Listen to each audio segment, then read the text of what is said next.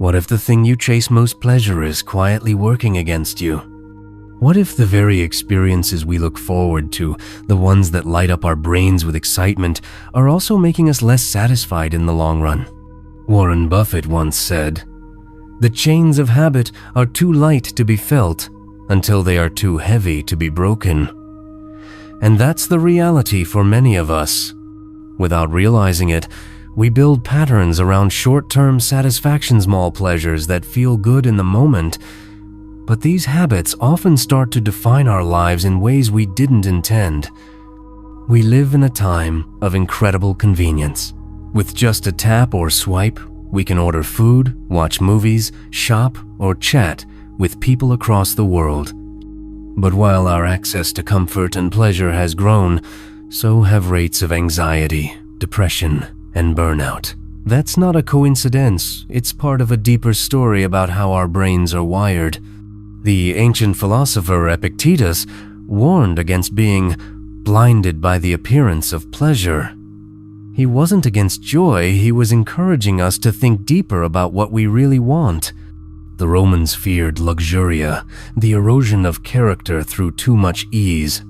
The Greeks described akrasia, that frustrating state where we act against our better judgment. And for Buddhists, desire itself was seen as a root of suffering.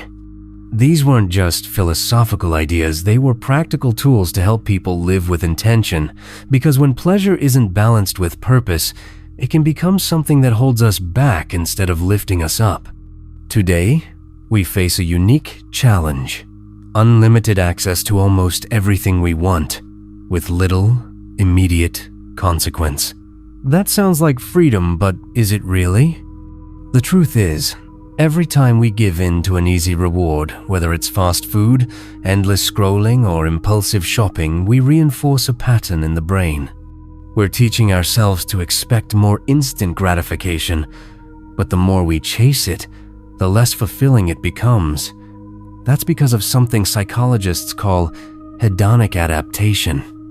No matter how exciting or pleasurable something is, we always return to a baseline. The joy fades, and instead of stepping back, we usually chase another quick hit.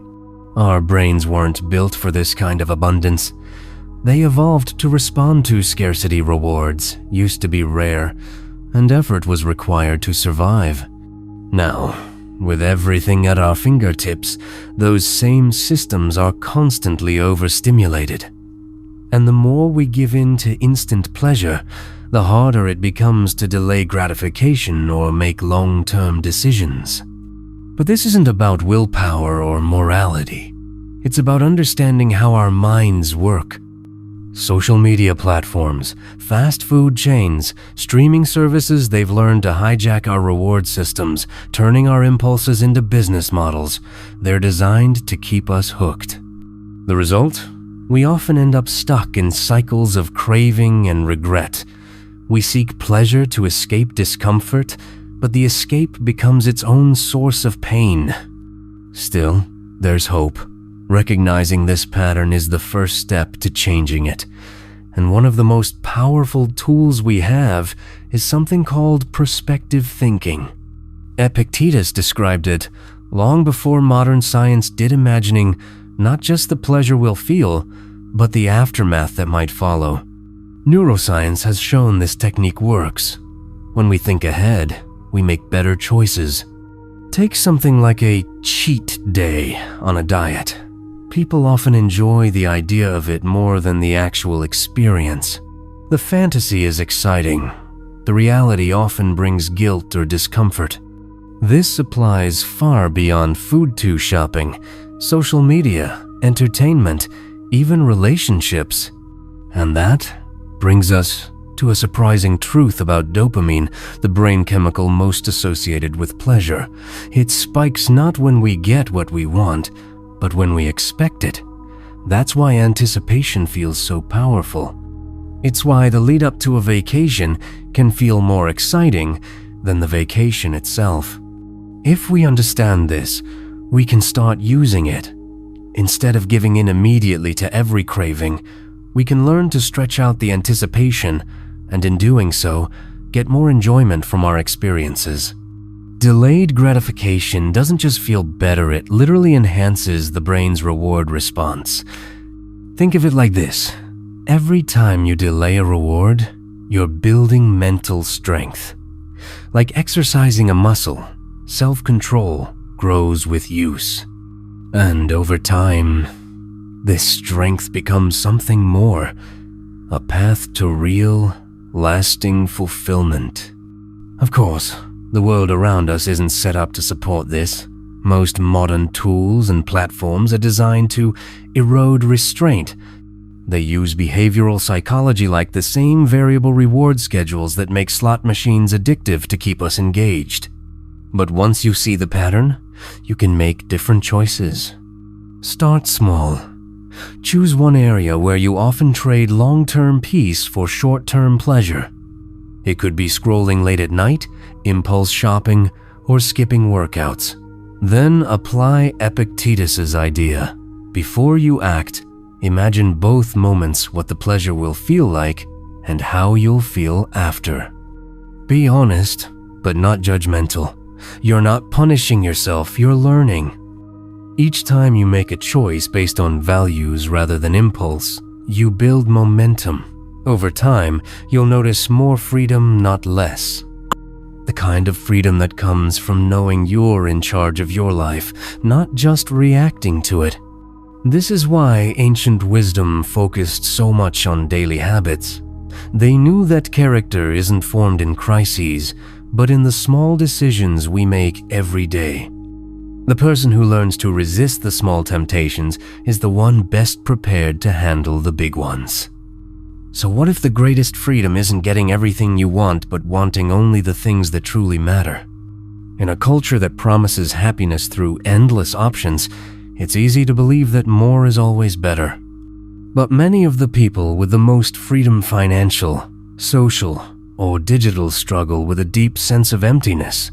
Studies show that beyond a certain point, more pleasure doesn't lead to more happiness. Often, it leads to restlessness. Our brains don't thrive in a frictionless world.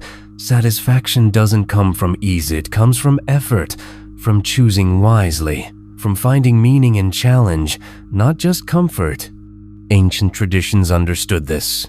Practices like fasting, observing a Sabbath, or temporarily giving something up weren't about denying joy. They were about creating space for joy to be felt more deeply. You can adopt this mindset today without needing to retreat from the world. Set healthy boundaries with technology. Practice mindful spending. Commit to finishing one thing before starting another.